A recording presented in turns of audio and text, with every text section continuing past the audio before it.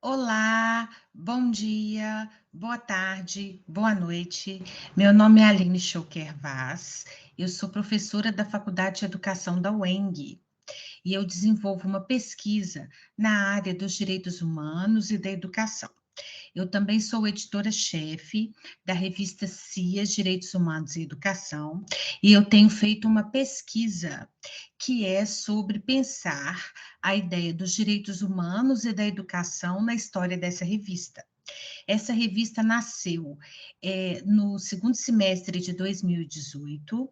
Ela tem uma história vinculada a um momento no Brasil em que os direitos humanos estão muito, vamos dizer assim, atacados. Há uma ascensão da extrema-direita no Brasil, com a eleição de Jair Messias Bolsonaro. Então, a revista ela nasce numa perspectiva de resistência e, ao mesmo tempo, de aglomeração de estudos que versam sobre educação e direitos humanos numa perspectiva de extrema-direita.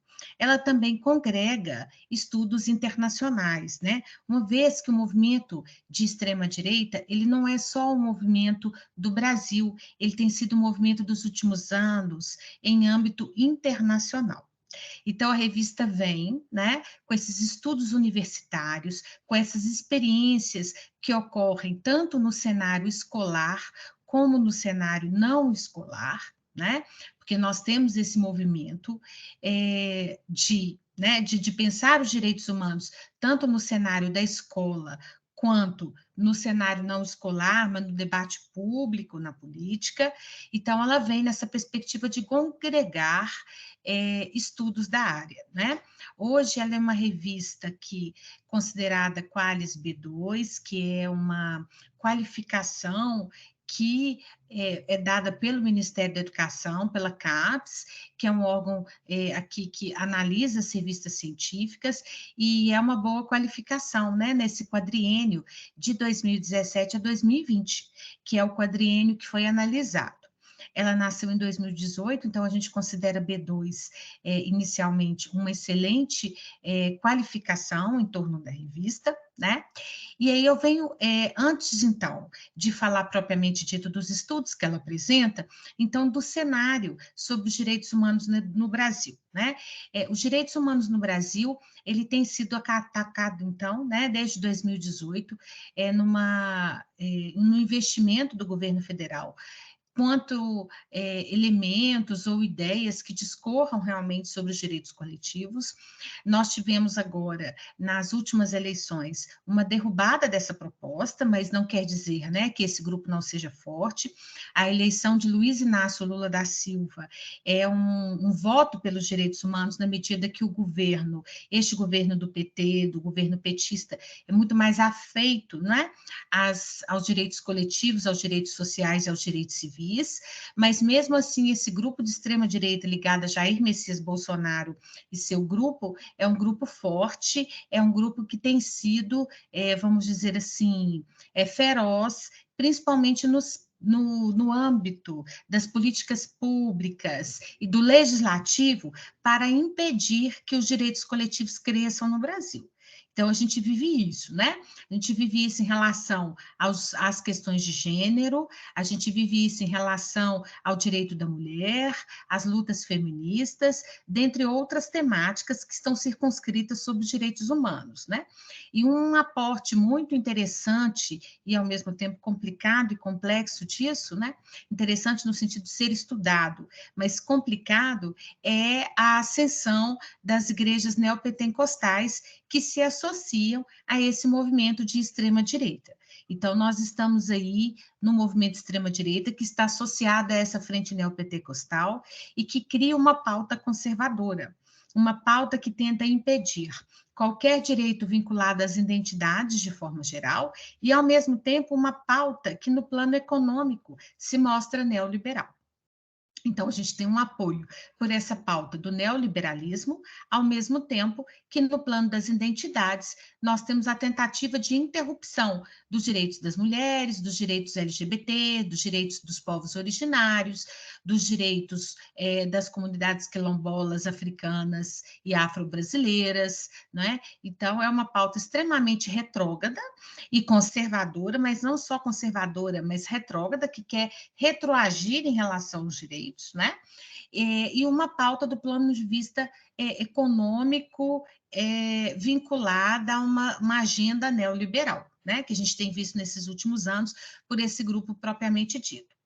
Quanto à revista CIAS, Direitos Humanos e Educação, que é a revista que a gente está estudando aqui, né? Dentro do projeto Periódico Científico sobre Direitos Humanos, Educação e Formação Humana, no período de 2019 a 2022, é justamente, então, estudos que a universidade propõe para poder contextualizar, sobretudo, esse governo reacionário de Jair Messias Bolsonaro, que ficou vigente durante esse período. Né? E aí, então, apontam-se questões como as lutas de gênero, né? As lutas dos transexuais e das transexuais, né? Que é um grupo que, historicamente, é um dos mais atingidos no Brasil ainda e mortos por intolerância, então está muito presente na revista, né? Essas temáticas vinculadas à transexualidades, às relações de gênero, às condições da mulher no mercado de trabalho, a questão da saúde mental das mulheres, saúde mental dos trabalhadores e trabalhadoras urbanas, saúde mental dos povos originários, e também uma discussão que perpassou muito a revista, inclusive com dossiê específico, que foi sobre a pandemia e a Covid-19. E aí vem uma discussão sobre a Covid-19 no mundo das crianças e dos jovens, no mundo das escolas, mas também no mundo do trabalho, no mundo da sociedade, e num debate, inclusive, que permeou vários artigos que se relacionavam à tentativa de negar a Covid-19 no Brasil, de negar a doença. E isso passava pelo Ministério da Educação naquele período, no governo de Jair Messias Bolsonaro, que negava a perspectiva da Covid-19 e do próprio vírus, né? Então, a ideia de negar o vírus ocasionou muitas mortes prematuras no Brasil, mortes que poderiam ser extremamente evitáveis, e a revista trouxe dossiês falando sobre isso, tanto no âmbito da escola, quanto fora do âmbito da escola, não é? A revista também, ela se dedicou a um dossiê sobre o nosso patrono da educação, que é o Paulo Freire, que foi um sujeito extremamente atacado nesse governo de extrema-direita. O Paulo Freire, ele tem uma trajetória de alfabetização de adultos muito profícua, ele é um dos intelectuais mais renomados do Brasil e fora do Brasil, mas esse governo de extrema-direita elegeu Paulo Freire como um inimigo, né? Colocando numa perspectiva de demonização da sua obra, dos seus livros. Então, a revista, no auge desse ataque nas redes sociais do Paulo Freire, ela promoveu um dossiê que fazia menção, né, aos 100 anos de nascimento do Paulo Freire, e então um dossiê com propostas que pudessem analisar a trajetória do Freire e as experiências educativas relacionadas ao Freire e aos direitos humanos, na questão que se refere do direito à educação. Então, a revista também perpassou, né, esse debate do direito à educação de uma forma muito intensa. O direito à educação no que se refere ao direito à saúde, por meio das vacinas, por meio do combate ao negacionismo em relação ao vírus, o direito à educação por meio de uma leitura crítica de Freire, né, e sua crítica ao capitalismo e essa educação bancária, e também há textos que falam sobre as identidades e a importância desse debate. Ao mesmo tempo que a revista também trouxe um debate muito interessante no que tange a questão econômica do neoliberalismo, né, e do ataque aos direitos coletivos e aos direitos humanos. Então, a gente considera que esses 4 anos de revista CIAS, Direitos Humanos e Educação, ele é muito exponencial, para poder dizer, do cenário do Brasil, nesses últimos 4 anos, nesses 4 anos de governo de extrema-direita, vamos dizer assim, não é?